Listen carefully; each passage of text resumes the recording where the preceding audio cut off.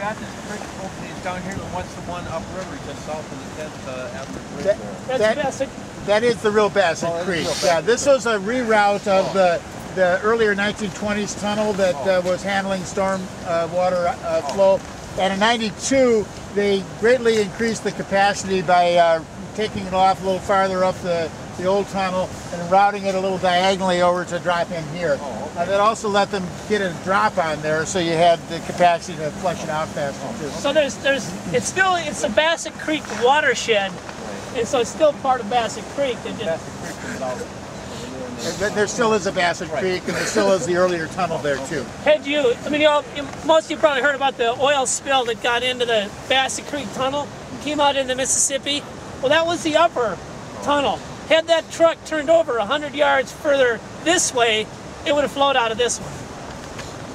So it was just a little divide. Let's walk down a ways and then let people warm up and walk, and then we'll see another part of the river. That's a piece of the old Spirit Island, which had been poured off in 1899. So it got shorter and shorter over the years. Which part exactly are you talking about? Yeah, well, exactly? you know, I think it's that bump. You see how this little spit of gravel is not really the shape that an engineer would build? But this was originally an island below the falls that it kept its limestone top as the falls receded past it. Eagles would nest in the trees that grew out of the rocks. So this had a spiritual significance to the Dakota people, as all these forces of nature were on display here. So you had all the spirits of the rocks and the falls and the eagles all together in one place. So there's an account of heaven from 1680 that talks about a Dakota man leaving a quilt-decorated robe out there as an offering to the spirit of the falls. This question was, what's the best picture of this area? And one of the interesting things about St. Anthony is one of the most photographed and one of the most painted places on the Mississippi River.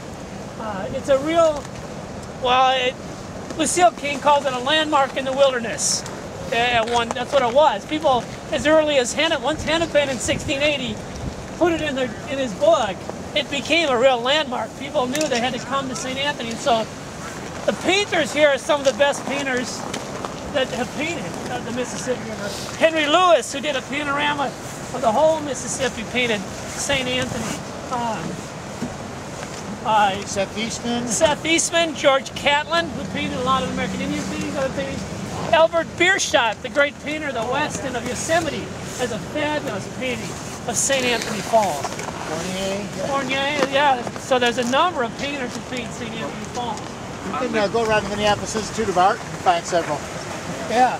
And the Grand Excursion, this was our point that they wanted to reach, right? Well, the Grand Excursion by steamboat, St. Paul was their destination, but by carriage and whatever means they could get, this was their ultimate destination, to come and see St. Anthony. I think that this was a tourist attraction long before we had white settlers here, or long before we had explorers. I think this was a place that was probably known to early peoples that traveled the Mississippi as well.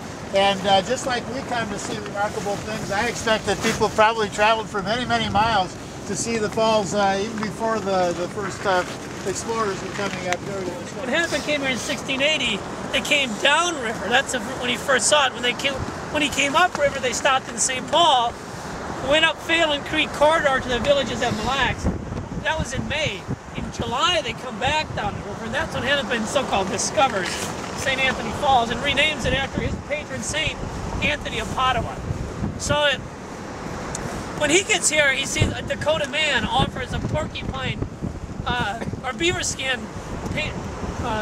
bleached white, basically, to the spirit of the falls, Untehi, the god of the underworld and water. And he offers it in sacrifice and says he hopes to have not good luck, but safe passage, and with many enemies. Some of which they'd sacrifice at the falls and safe trip on the water. So they made sacrifices to the water here and to the falls. They believed that the Untehi, this great spirit, lived.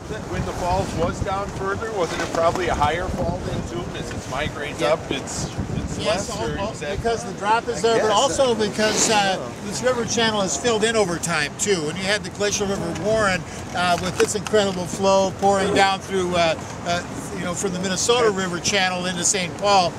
We think that the falls formed up there, a little beyond the Robert Street Bridge. And you kind of see the old riverbed as you go across East 7th Street there. There's a channel there that was an old bed that got scoured out by the glacial melt, and that created that waterfall and started moving up. But at that time it may have been as much as 200 feet high, and that's both because it was taller as a falls, but the river was deeper too. The other thing to think about too is the sound of the falls, and I've heard accounts that it can be heard all the way in Hastings, and the thought that you could hear that across a landscape that didn't have airplanes and that is one thing that comes to mind. But also, it wasn't just the roar of the falls. You had these giant blocks of limestone dropping off and going boom down into the rapids too, and that would have made a heck of a subsonic thing to travel for many miles as well. If you look across the river here, you can see those blocks of limestone on the side.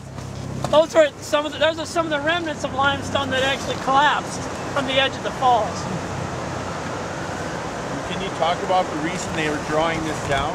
Well, there's a question of why they're drawing this down, and some of you may have seen it in the paper, but not everybody knows about it. It's when that Bassett Creek tunnel has to be inspected every 20 years to make sure it's still functioning right, it's not eroded somewhere, or water's escaping somewhere it shouldn't. So Which tunnel is it? Bassett Creek Tunnel. But I mean, where is it? It's right just upstream here by the parking lot. It comes out. This is Cutter's Park. So it's they got to inspect it every 20 years. It was completed in 1992.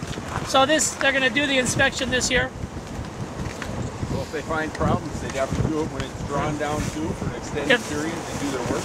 If they found out the tunnel there were problems with the tunnel, they'd probably have to draw the river down or they build a coffer dam or something in front of the tunnel to keep water from going in. How do they draw the river down? Simply raising those gates on the lower dam? Yeah, the gates on they're lowering the river here. They're not holding anything back up at Coon Rapids Dam.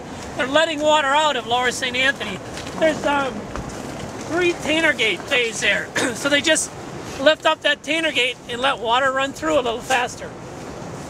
Just like you can't really fill your bathtub with the plug out, there's still water coming in, but it's draining out fast enough. How many feet is it, John? Is that I was gonna say they couldn't do this for the 35 bridge collapse, because somebody said, why didn't they lower the water more for the 35 bridge collapse? Was it creates a heck of a current right below the dam when you open it up. So they didn't want to open it up.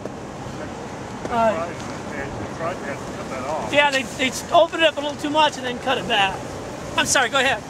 How far has it been drawn down? It's been drawn down 13 feet. So it's not all the way, but they've taken it down about 13 feet. What's the sediment looking like downstream of that now? Is that really scoured out? Downstream of the dam? Yeah. Well, you'd expect a little, just because the channel's going to be flowing a little faster, it'll pick up and move some sediment, but not very far, probably.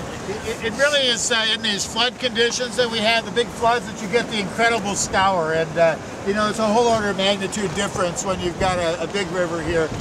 Big flood in 1965 had about 92,000 cubic feet per second, and that's compared to, what do you think we got? 4,500 today. 4,500 wow. today. So you can do the math on that. That's an incredible flow and force of water.